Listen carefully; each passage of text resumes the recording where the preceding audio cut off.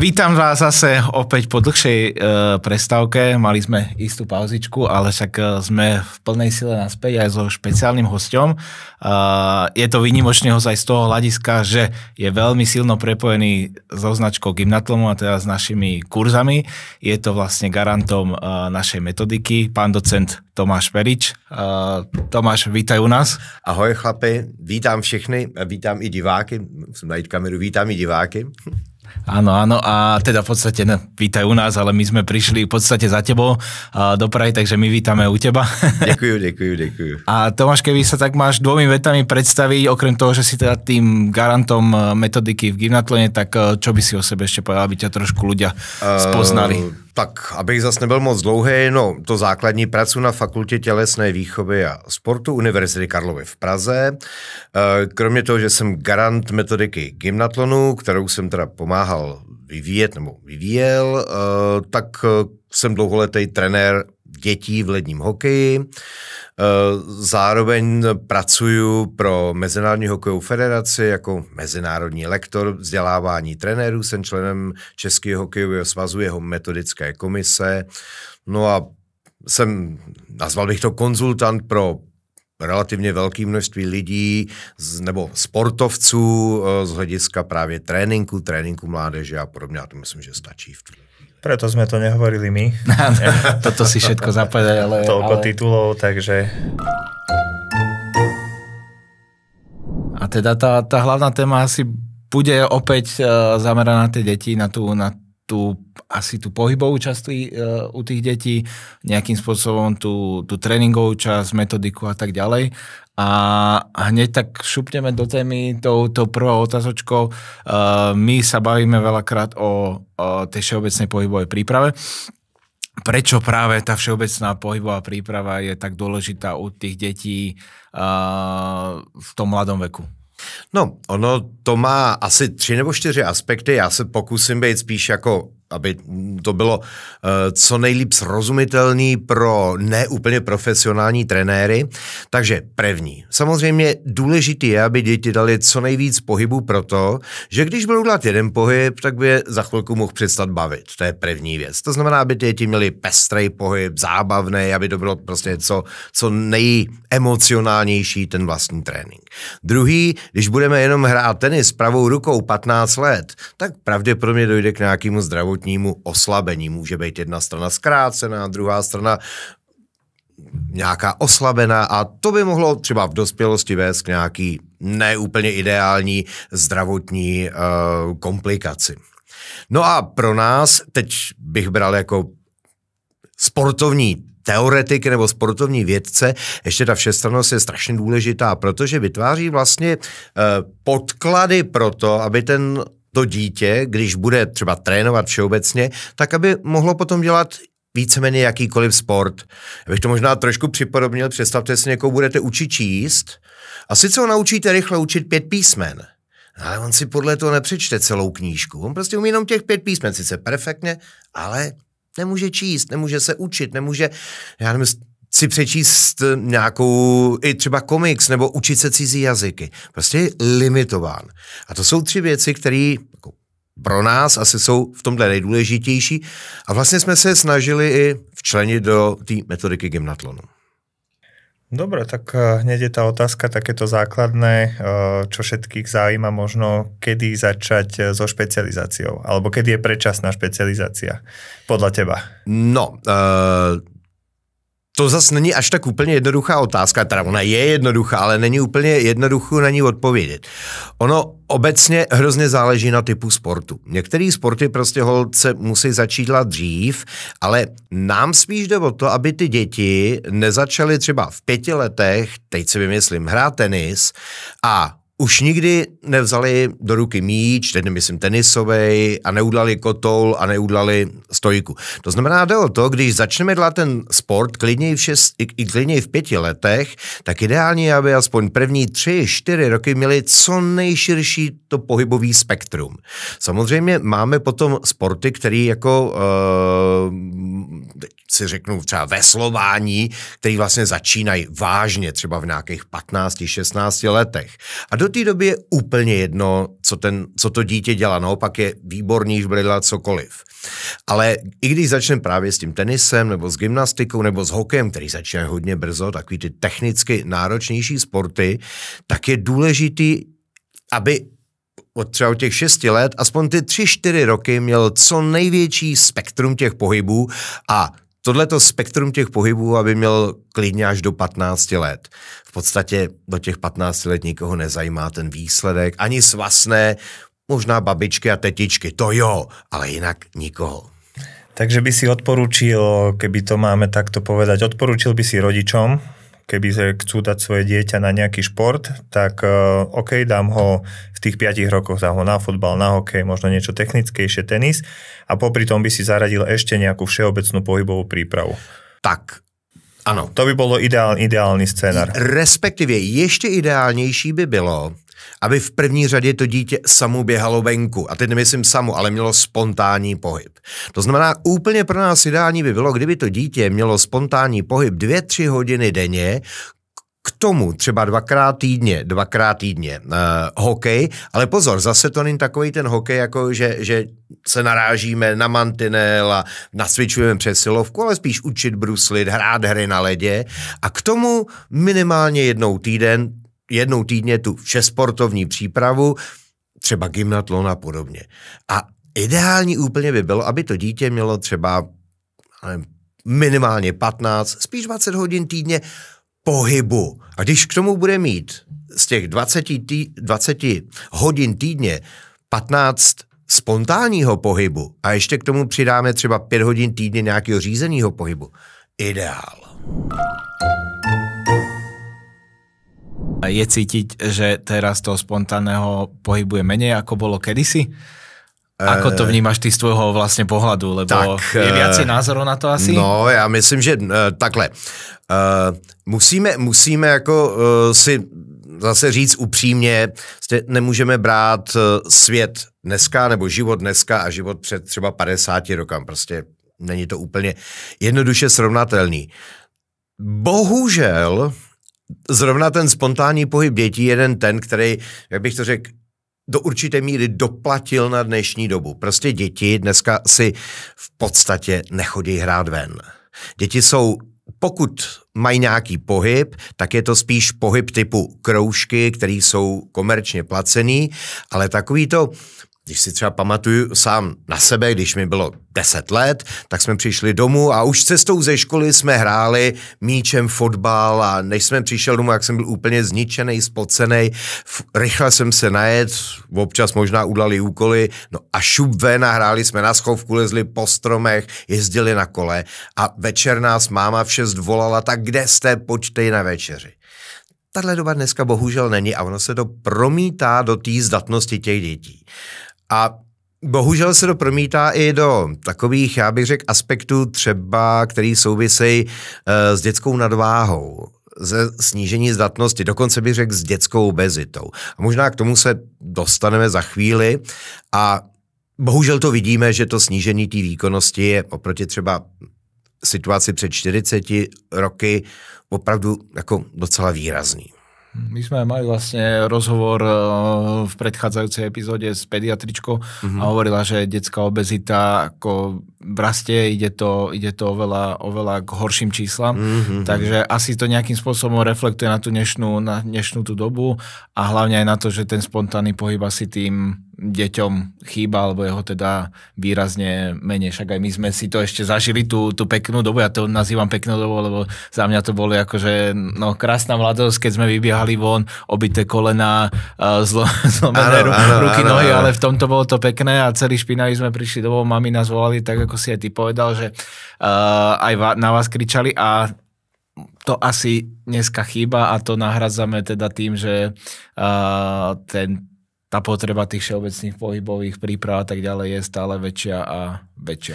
Ono do určité míry je to ještě o trošku složitější tím, že přestává být takový výrazný předmět tělocvik ve škole. Já když jsem byl jako dítě, tak prostě všichni milovali tělocvik, to byl prostě předmět, který jako všichni chtěli, že jo. Neznám dítě snad ve třídě, který by řeklo, ne, já nechci na tělocvik. Dneska je to obráceně. Dneska poměrně velké množství dětí nechce chodit na tělocvik. Rodiče píšou omluvenky a rodiče chodí za dětskýma lékařema, no ale on přece ty záda ho bolej a rodiče a ty dětský lékaři píšou jako vlastně nějaké osvobození od tělocviku a podobně, což taky nepřidá té situaci, která je dneska. To znamená, že my aj preto robíme tieto podcasty, aby sme troška rodičov motivovali alebo apelovali na to, aby sa s tými deťmi hýbali. A ako to ešte môžeme my nejakým spôsobom podporiť, alebo je ten rodič ten základný vlastně pilier toho pohybu pre to dieťa? No, musíme říct jednoznačně, prostě naprosto. Úplně ideální je, aby rodiče byli ty, kteří vedou děti ke sportu. To znamená, aby rodiče chodili s dětma sportovat. Můžou to být, já nevím, společné výlety na kole, kdyby to byly jenom procházky, chodit do bazénu, chodit, já nevím, na nějaké hřiště, kde cvičí dítě a s ním rodič. Dneska jsou velmi módní takové ty workoutová hřiště, že jo, tak prostě jít tam s dětma, být tam. To je úplně ideální, aby to dítě dostalo takový ten přirozený návyk, že prostě máma s tátou sportujou, já s nima sportuju a je to prýma, je nám u toho bezvadný. To by bylo úplně ideální. My spíš bohužel musíme reagovat na situaci, že ty rodiče ne vždycky tohle jako mají, taká ta rodinná kultura toho pohybu. A samozřejmě tady je potom otázka, co s tím. A proto jsou tady kurzy typu Gymnatlon a další, který vlastně do určité míry se snaží tuhle situaci řešit. A mimo to, že idem s tým dieťaťom a tak ďalej, tak čo okrem toho, že ich dávam na tie kurzy, akože čo má ten rodičík, že chod sa von hrať, alebo že čo by si tak odporučil takým rodičom, čo nejsú až tak aktívni, nepáči sa im, alebo že nemajú peniaze na to, že tieto komerčné, čo by si im odporúčal možno robiť? No, já možná to znova řeknu. Aspoň třeba chodit na procházky, chodit s těma dětma, vyjet s dětma na kole. Ten rodič nemusí úplně být špičkový cyklista, protože ty děti jsou malí, jo, ale můžu prostě tohle udělat a vytvářet příležitosti, kdy spolu trávím čas s tím aktivním způsobem. To si myslím, že je hrozně důležitý. A nebo být plavat, dítě může skákat do bazénu, vylézt tam zpátky a rodič v podstatě mu jenom fandí, pomáhá mu. Těch variant je celá řada. Můžeme jít já nevím, do lesa a tam hrát nějakou jednoduchou hru, třeba, nevím, teď úplně přesně, jestli řeknu na schovávanou, jasné, schovávačku, jasné. Nebo schovávačky, nebo naháněčky s dětma. To jsou jednoduché hry, které se s nima dají hrát a ten rodič nemusí být žádný vrcholový sportovec a prostě stráví spolu úžasnou chvíli, ty rodiče s těma dětma. Je to vlastne, toto, čo ty hovoríš, tak iba potvrdzuješ to, čo sa už snažíme už neviem koľka tú epizódu štiepiť, alebo takto nejaký odkaz dávať tým rodičom. Že kde robíme ešte možno, kde tí rodičia, niekto povedal, že teda je dôležité, aby sme aj videli tých rodičov, alebo tie deti, aby videli tých rodičov, že cvičia, lebo rodič si môže chodiť zacvičiť, ide do gymu, zatiaľ čo dieťa spí, alebo je v škole, ale on to nevidí. Tým pádom ten návyk si nejakým spôsobom nezafixuje. A už to fakt, už je to možno 5. host, ktorý si, že naozaj na to apelujeme, že dá sa ešte nejako, ja neviem, prostredníctvom toho školstva, alebo ešte nejako inak tých rodičov namotivovať na to, aby si na ten život je uponáhlaný, a že kedy si nájsť na to ten čas, ako? To je každá rada drahá tady v tom. Já si myslím, že strašně důležité je i obecné klima ve společnosti. To znamená, já poměrně hodně jezdím do severských států, Švédsko, Norsko. Norsko je země sportu zaslíbená. To znamená prostě tam i ta společnost vytváří podmínky. Teď myslím společnost jako ve smyslu kraje, vláda, municipalita vytváří podmínky prostě, aby bylo kde sportovat a jak sportovat. Možná řeknu jakou veselou příhodu. Byl jsem v Norsku, v Oslu, na jeho okraji a teď tam byla taková veliká louka, ale fakt jako možná, já nevím, 3-4 hektarová a uprostřed stály 2 veliký stožáry s obrovskýma jako lampama, jak na fotbalovém stadionu a teď já tak jako humorně jsem řekl tomu mému kamarádovi, u kterého jsem tam byl, aha, to tady jako svítíte kravám, aby mohli jako se pást i v noci. A on se na mě podíval úplně nechápavě, říkal, ne, to je přece v zimě, aby se dalo lyžovat. Já si nedovedu úplně představit, že by uprostřed louky někde v Bratislavě, teda neznám úplně moc Bratislavu, nebo v Praze, někde v nějakém obrovském prostředí, byly prostě lampy, aby mohli lidi v zimě lyžovat. Prostě protože je to vhodný. A to si myslím, že tato kultura je hrozně důležitá. A samozřejmě možná k tomu bych dodal ještě jednu věc. My bychom měli jako pěstovat nebo ideální by bylo, kdyby vlastně takové ty dneska módní slovo mainstreamová média nám tomu pomáhaly, který vlastně by ukazovali ten aktivní život jako to pozitivní, to, co je fajn.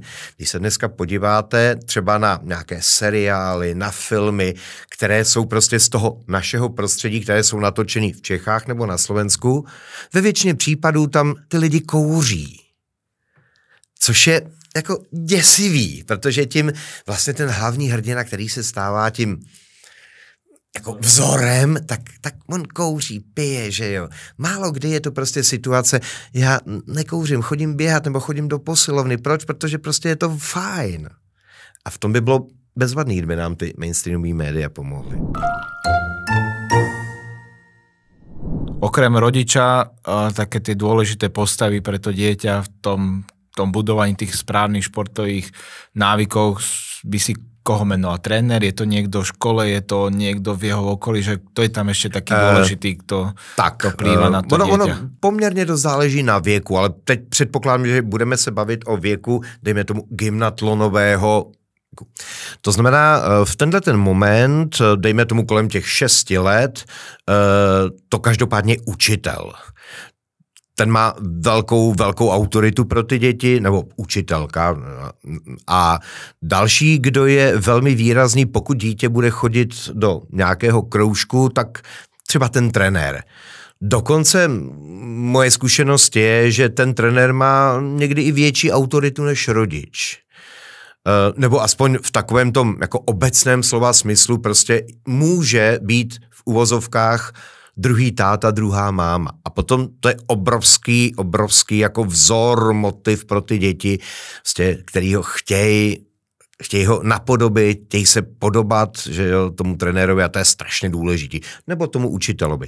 No a samozřejmě u těch starších dětí, třeba těch 10 a spíš třeba 12 let, i když to už je lehce mimo gymnatlon, to jsou takové ty vzory, které někdy úplně nemusí být ideální. Dneska velmi módní influenceři nebo youtubeři, já to už neumím ani vyslovit, tak ty často pro ty děti mají velký význam.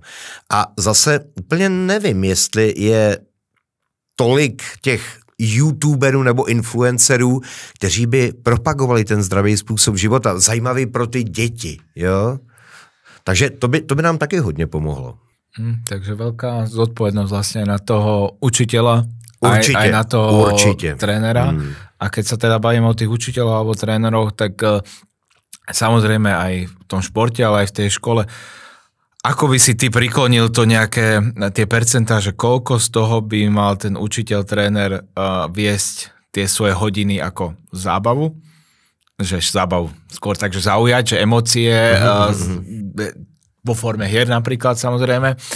A koľko percent z toho by malo byť to, že sa ho snažíš reálne niečo naučiť nejakým spôsobom drillovať? Lebo asi sa to nedá, že 100% zábava, 100% drill. Dá se to vůbec? No, tak tady mi samozřejmě, a to je otázka, proto vlastně gymnatlon má takovou metodiku, jakou má, že my se snažíme ten drill dělat formou těch her. A to je strašně důležitý. To znamená, samozřejmě, jestli děti se mají naučit, já si vymyslím, házet míč nebo dělat kotoul, tak ho prostě musí udělat mnohokrát. To není na první dobrou, že jo? To je otázka, kterou se dlouho učí. No a teď jde o to, jestli prostě to bude takové to, abych to nazval možná, diváci teď proměnou, bezduché drillování toho vojenského způsobu Niederauf, anebo jestli to bude právě to emocionální, kdy se učíme kotoul formou hry a teď ty děti se smějou, dělají kotouly a najednou zjistí, že za třeba 5 minut udělali 25 kotoulů, což je bezvadný.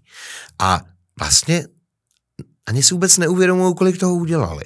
A to je právě naše snaha v Gymnatlonu, aby to takhle fungovalo. To znamená, ty ako odborník, keby si môžeš vyskladať svojho trénera v budúcnosti, alebo top trénera pre deti, bavíme sa samozrejme, aké vlastnosti by mal mať ten tréner?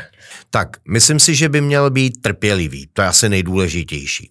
Pak bych řekl, druhou vlastnost měl by mít smysl pro humor. Potom si myslím, že třetí důležitá věc, měl by být odborník. To znamená vědět, jak ten sport vypadá, co říkat, nebo co dělat, jak to dělat. To znamená tu odbornost. No a pak bych možná řekl ještě další důležitou věc, že by měl být schopný s těma dětma mluvit. Tu trpělivost myslím jako ve smyslu, za prvé, že je schopen děti poslouchat, že je schopen být trpělivý, když se dětem něco nepovede na poprvé, takže nic se neděje, tak si to zkusíme 2x, 3x, 5x, a když to neuděláš dneska, tak možná za týden. O co se podstata je, aby jsme cvičili, aby nám spolu bylo fajn a to. Stejně tak ten smysl pro humor. Prostě ten trénink nemůže být úplně jenom ten vojenský drill, ale prostě musí tam být zábava. Já vždycky říkám, narozeniny tamhle někde v nějakém obchodním středisku, no dobře, možná, že jo, ale kvůli tomu nechceš jít na trénink, kde to jsou ty kámoši, kde tam se dělá ta zábava, že jo, tam je ten prožitek, tam prostě ječíš tím nadšením. To ti nikdo nedá. Jo. No a myslím si, že ještě jedna důležitá věc je, myslím si, že ten trenér by měl mít nějaké, já jsem to trošku nazval tak komunikace, ale myslím si, že by měl mít jako určitou, nazvu to dovednost, ono to není úplně dovednost, ale dovednost mluvit s rodičema. To znamená říct těm rodičům, co je důležité, jak vlastně přesvědčit i ty rodiče. To je takový podle mě jako důležitá dovednost nebo předpoklad trenéra, aby byl relativně úspěšný. Určite súhlasím. Dnes je taký fenomén, niektoré deti sú živšie, niektoré nevydržia proste tú pozornosť. Ako by sme mohli budúcim trénerom, napríklad možno učiteľom, rodičom, ako komunikovať s takýmito deťmi? Bavme sa teraz o spektre napríklad, že sú naozaj živé, nevydržia, majú 5 sekúnd a už potrebujú niečo robiť. Je nejaký hack, jak by sme to mohli... Takhle, ono je to hodně situační, to znamená, jako neexistuje zlatá rada. Já vždycky, když se snažím mluvit s dětma, tak se snažím mluvit k dětem. To znamená, teď se budeme učit, viď Honziku, třeba kotoul a Anička, no vidím Aničko, že už víš, co se bude dělat. Výborně Honzo, ano, takhle to bude vypadat. A děti, a kdo si myslí, že ten kotoul umí, no Františku, to jsem nečekal, že i ty zvedneš ruku. To znamená, tímhle způsobem jako mluvit, komunikovat k těm interakciu dětem. s těmi dětmi. Okay. Samozřejmě, znova říkám, je to situační, není to úplně jako jednoznačný návod, ale prostě trenér nemůže být, bohužel, v tenhle ten moment vysokoškolský profesor, který stojí před 150 lidma v posluchárně a moc ho nezajímá, co se tam děje. On má za sebou ten výklad a ten jede. Ten trenér musí prostě mluvit s každým dítětem a to každé dítě musí mít pocit, že ono je to hlavní. Určite, súhlasím. Mne sa páčilo aj to, čo si vlastne spomenul tam, že tá trpezlivosť.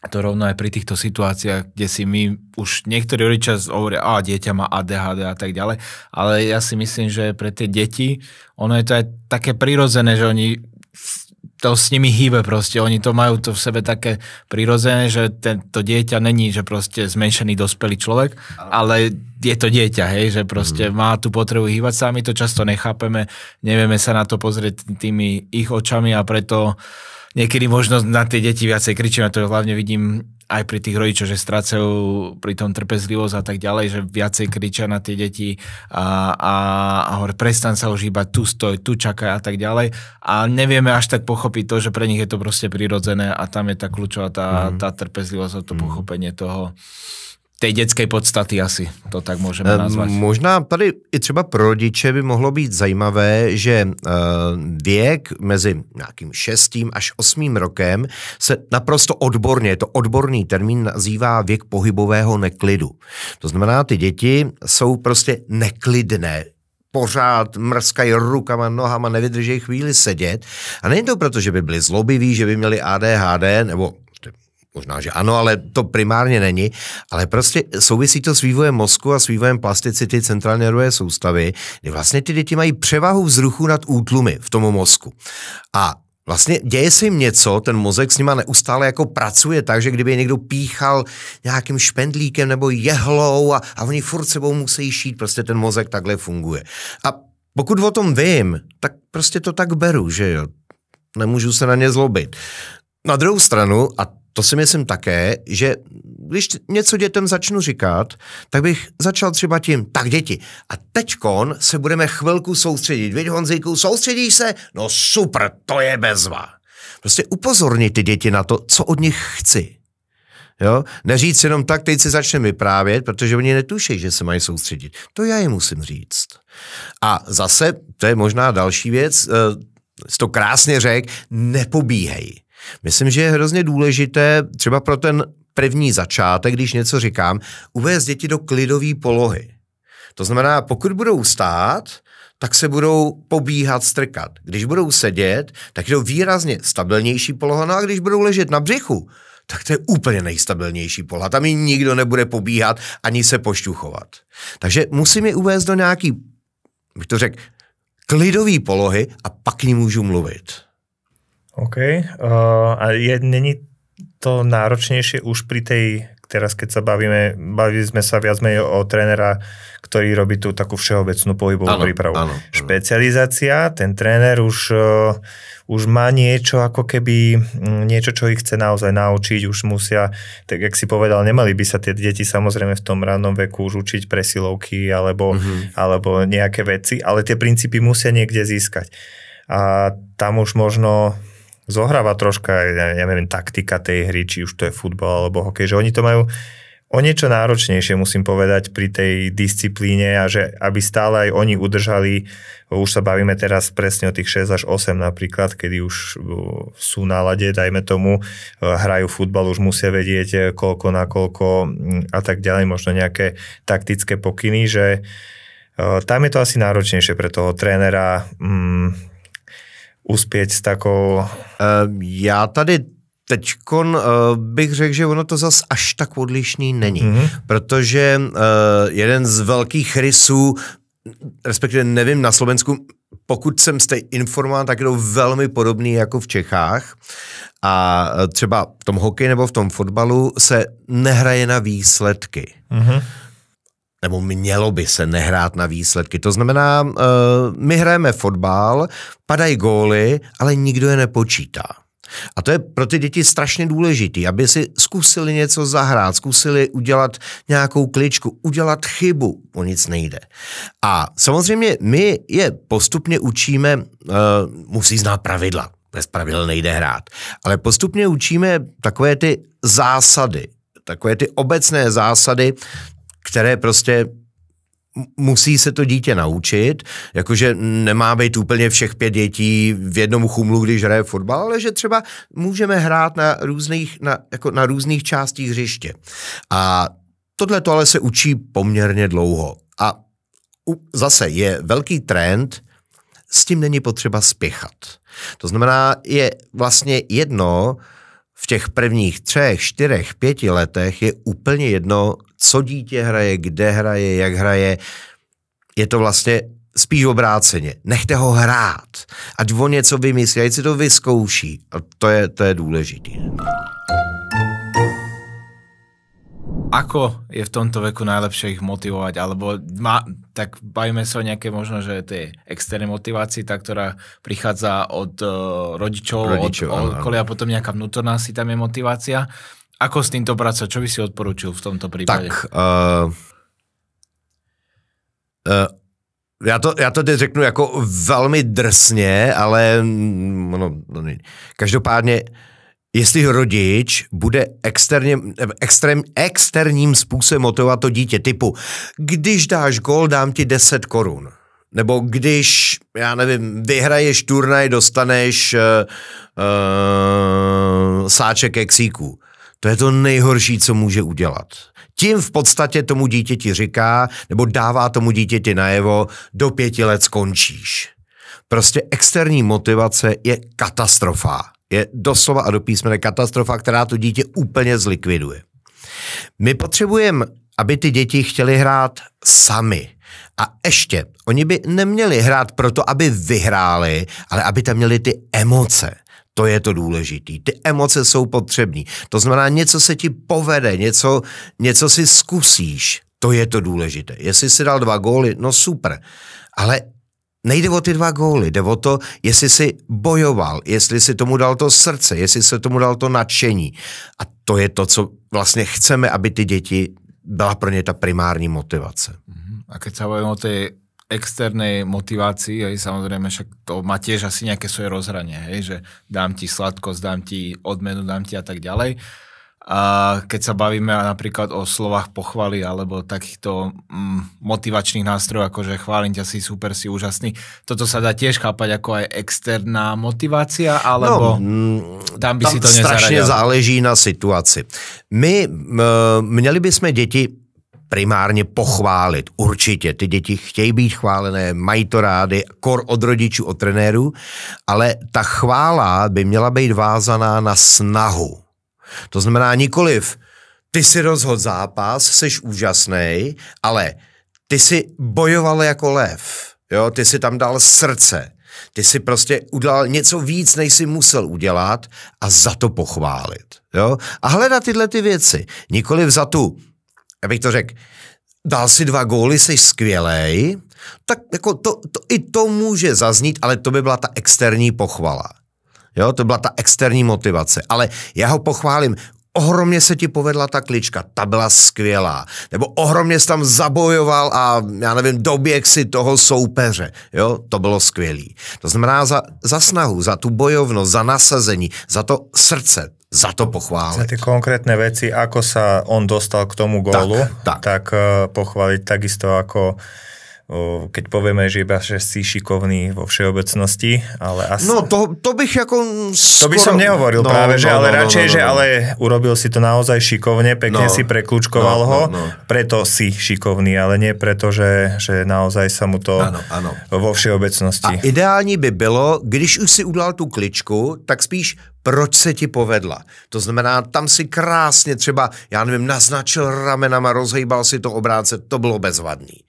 Jo, to znamená, ne ten výsledek, ale ten průběh toho, jak to probíhalo. To je děsne důležité. To sa nám aj zhoduje s tým, čo povedal, aj sme mali športového psychologa a presne toto vlastne spomínal, že keď sa chváli, tak ísť do tých konkrétnych vecí a chváliť tie konkrétne veci. A rovnako, keď aj niečo sa nepodarilo, tak nie, že bol si hrozný, ale že toto si možno mohol spraviť lepšie, tú nejakú konkrétnu vec a takto by si to mohol spraviť lepšie a ísť teda do tých špecifik a nie do těch všeobecných věcí. To je určitě důležitý. To je určitě důležitý. Vyhýbat se takovým těm, já to nazvu možná trošku žurnalisticky obecným frázím. To je to nejhorší, co by mohlo být. No, pro rodiče, ale i pro trenéry tedy, jo.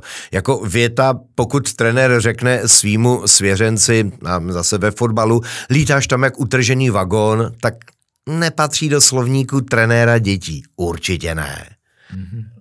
A ja keď sa ešte môžem spýtať na tú motiváciu, lebo však je to určite zaujímavá téma, lebo, to je. Lebo a ja to vidím aj na tých kurzoch, lebo sám trénujem v gymnatlone, som ako tréner a často sa stáva, že hlavne z začiatku na tie prvé hodiny tie deti proste sa boja, nechcú, plačú, hovoria, že nejdem trénovať, ja tu budem s tebou, idem s tebou domov.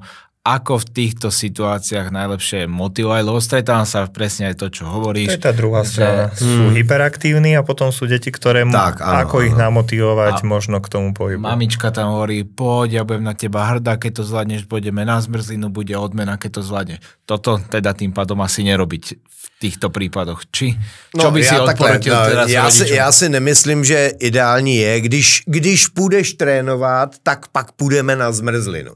To si nemyslím. Ale spíš, protože potom najednou to dítě vlastně si spojí tu zmrzlinu s tím tréninkem. To znamená, tak já nebudu chtít jít na trénink, protože chci dostat zmrzlinu. A to se to dítě naučí hrozně rychle. Jako i malí děti tohle okamžitě pochopí, že jako tudy ta cesta povede. To znamená nedávat tyhle ty externí odměny a spíš jako podívej ty děti a pojď si s nima hrát a to ti bude ohromně bavit a podívej se, jak se smějou a do určitý míry dát těm dětem čas. Samozřejmě, ono zase strašně důležitý je klima v rodině. Jestli to klima je takový to, já bych to řekl, přehnaně pečovatelské, kde samozřejmě to povede k tomu, že ty děti nebudou jako chtít z toho ochranného kruhu vystoupit, anebo jestli je to spíš klima, pojď si to zkusit, ty to zvládneš a jsi šikovnej kluk a dokážeš to a půjdeš prostě něco zkus si sám. Tak samozřejmě to pro ty děti bude jednodušší. Jo. A já vždycky jsem říkal rodičům, když jsem slyšel, Ježíš, nelez na ten strom, mohl by si spadnout. A říkám jim, a proč jim říkáte tohle? Proč jim spíš neříkáte, jak na ten strom mají lézt, jak mají lézt bezpečně, aby nespadli? Protože je hrozně jednoduchý říkat, nelez tam, spadneš, a daleko praktičtější pro to dítě je naučit ho, jak má lézt, aby nespad. A to bychom měli učit ty děti. Takový ten, bych to řekl, žít ten reálný život. Jo, to si myslím, že je strašně důležitý. Určite, super tipy. Myslím, že to je to, čo sme hľadali, to, čo sme očakávali od teba, že naozaj, keď si to niekto vypočuje, ten rodič alebo tréner, tak naozaj to možno prehodnotí ten svoj štýl, ako viesť tie deti alebo zverencov, aby sme sa stále posúvali, aby sme, keď tu budeme niekedy sedieť za pár rokov, aby sme si povedali, že wow, že posledných 5 rokov naozaj tie deti, tá mládež postupuje. Čo stále, ja si myslím, že Slovensko, aj Čechy sme extrémne nadané krajiny, čo sa týka pohybovo. Všestranne, všade vieme, všade...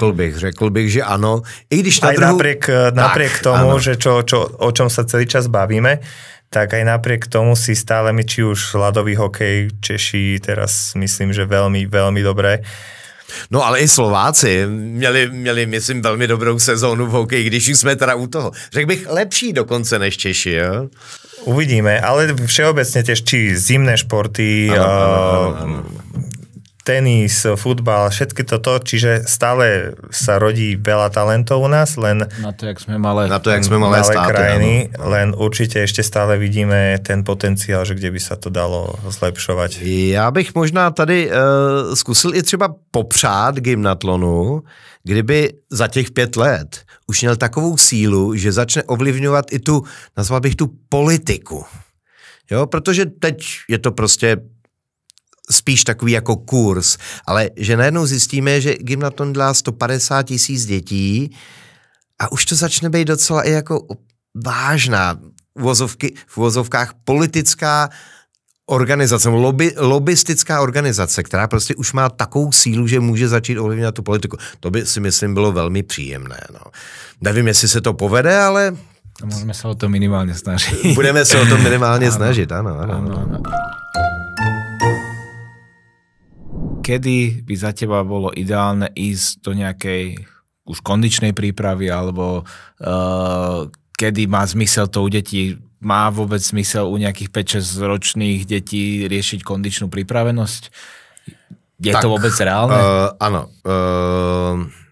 Teď jenom, aby jsme jako aby rodiče byli v obraze, co se asi myslí kondiční připravenost. To znamená, to jsou nějaké takové třeba výrazně silové tréninky, výrazně vytrvalostní tréninky a podobně. Tohle to v podstatě u dětí nemá smysl. Prostě rozvoj síly je vázaný na testosteron, který hold do 12, do 13 let prostě není. Stejně tak, jako rozvoj vytrvalosti je vázaný na něco, čemu se říká energetické systémy, nebudu vysvětlovat, co to je, který právě taky jsou vázány na pubertu.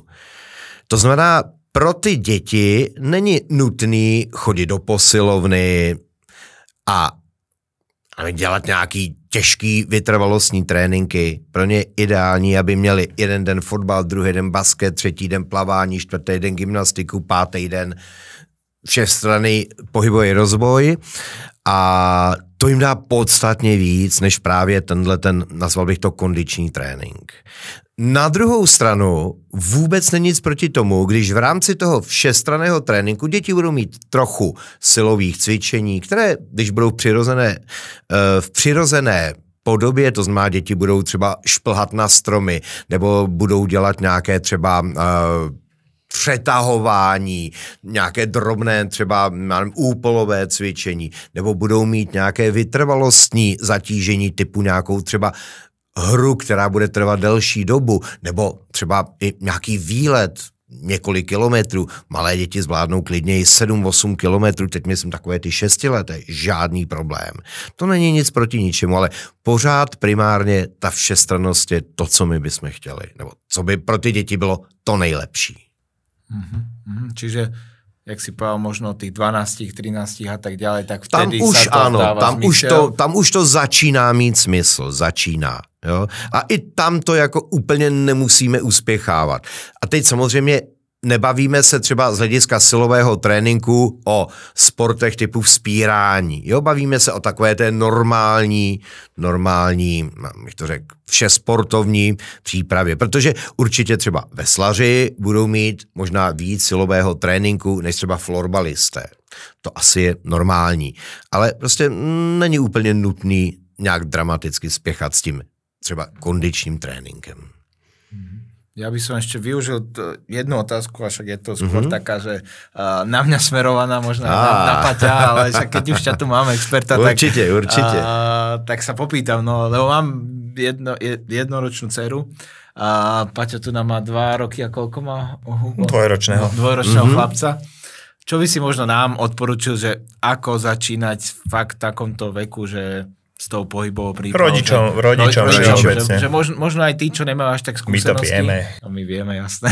Ale predsa len sa chcem spýtať, že možno či robíme dobre. Aha, takže že jak začínať v takomto, že dobre, moja dcera teda začína chodiť, čo môžeme robiť postupne, aby sme tú všeobecnú pohybovú prípravu štiepovali možno teraz. Tak v první řadě v podstatě snažit se vytvářet nějaký variabilní prostředí, ve kterém se ty děti můžou pohybovat. Samozřejmě z hlediska chůze spíš pomáhat a zkoušet třeba, že bude chodit po nějaký třeba mírně nakloněný rovině, ne moc samozřejmě, mírně, prostě dělat variabilní cviky. Potom třeba už dělat to, že já nevím, přetočím na bříško, na záda, zkusím jí nějakým způsobem třeba i mírně cviky v prostoru, vemu jí za bříško a otočím jí nějakým jednoduchým, musím samozřejmě dávat pozor, aby se nějak buď to neuhodila nebo na hlavičku, aby nedošlo k nějakému prudkému pohybu, kde by mohlo být nějaké nebezpečí, ale prostě stavět ty děti do různých poloh, na které oni musí reagovat, protože oni samozřejmě třeba z hlediska rovnováhy jsou postavení, že vestibulární aparát je v nějaké poloze. A když to dítě najednou třeba dáme do nějaké vodorovné polohy nebo dokonce třeba i mírně hlavou dolů, on už na to musí reagovat. Třeba s 2letým dítětem, já už bych třeba zkoušel nějaké třeba ve vzduchu jednoduché, nazvu to salto, jo, ale prostě přetáčet ho doprava, doleva, aby prostě se naučilo vnímat to tělo tak, jak má. Zkoušel bych už třeba dělat nějaké jednoduché házení, chytání, jo, kopání a takovéhle věci. To znamená, důležité je prostě dávat tomu dítěti nějaké, nazvu to pohybové výzvy. Samozřejmě přiměřené, ale pohybové výzvy. Aby prostě to dítě jako to nemělo hned na první dobrou, ale aby muselo vyvinout nějaký jako úsilí, aby to zvládlo, nebo nějakou dobu mu to bude trvat, aby to zvládlo. To si myslím, že jsou docela jako vhodné věci. Samozřejmě všechno musíme vážit tak, aby se tomu dítěti nic nestalo. Jo, to je důležitý. Což občas rodiče, když vidím některé rodiče, tak jako ono to nesmí být ani tak, že jo. Nesmí být ta opičí matka, hlavně se prosím tě nezapoď, a na druhé straně nemůžu být to, že pověsím dítě za nohu z okna, jo, jako aby byl borec samozřejmě. Ale prostě přiměřené výzvy pro to dítě ve smyslu nějakého variability prostředí, reakce na to prostředí a podobně. Ty si povedal, že si docent na FTVS. Ano. To znamená, že sa stretávaš so študentami a my sme sa pýtali na to, ako vidíš ten rozdiel tých detí medzi tými rokmi. Vidíš to aj u študentov? Jestli bych mohl odpovědět no comment. Môžeš. Mňa to len tak zaujíma, že bavíme sa o deťoch, aké boli vtedy. To sme sa teda zhodli, bolo to iné naše detstva boli troška. A zasa nespomenul sme to klasické technológie, do toho prišli, hej, teraz sa rodia deti už s tými mobilmi, tabletami, televíziami a tak ďalej. Ale študenti už sú predsa len, už chodia teda 18-roční, 19-roční na tú školu, že či to aj tam cítiš napríklad, že to ide jakou krivkou.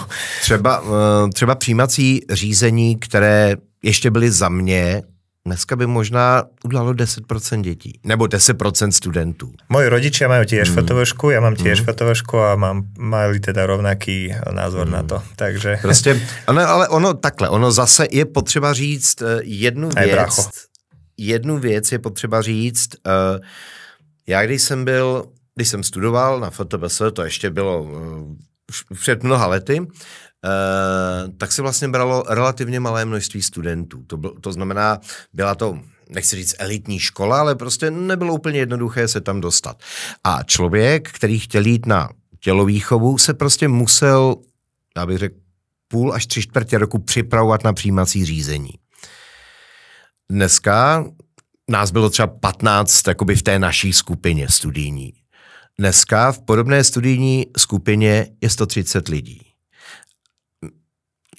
Ty vysoké školy za to do určité míry nemůžou, protože jsou placeny za hlavu, za studenta. Jasně. To znamená, jestli chtějí mít peníze, musí mít hodně studentů. Ale bohužel hodně studentů znamená snížení úrovně.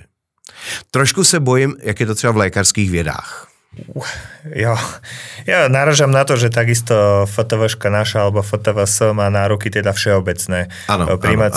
Prijímacie pohovory sú plávanie, je gymnastika, je nejaká špecializácia, sú behy, atletika, takže asi aj tam je taký možno potom ten odraz toho, že ako všeobecne sú pripravení tí už dospelí športovci, takže to ma len tak zaujímalo, že ako to vnímaš ty? A dostal si, že no koment.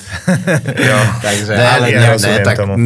Myslím si, že ono je to daný jako oběma věcma. Jo, je oběma to prepojené samozřejmě. Jak říkám, za prvé velký počet studentů, prostě tak to je, a za druhé ta zdatnost prostě upadá i těch dospělých lidí. To budeme riešiť na budúce, možno. Tomáš, veľmi pekne ti ďakujeme, že si prijal to naše pozvanie a že si sa tu s nami porozprával o veľmi zaujímavých veciach. Ja si myslím, že zase veľmi výdatný rozhovor a aspoň teda z môjho pohľadu ja som sa veľa zaujímavých nových vecí dozvedel, veľa vecí si nám aj potvrdil, takže ďakujeme ti pekne za tvoj čas. Ďakujeme pekne aj všetkým divákom, čo nás sledovali, a teda tešíme sa na budúce. Čaute. Naschledanou. Ahojte.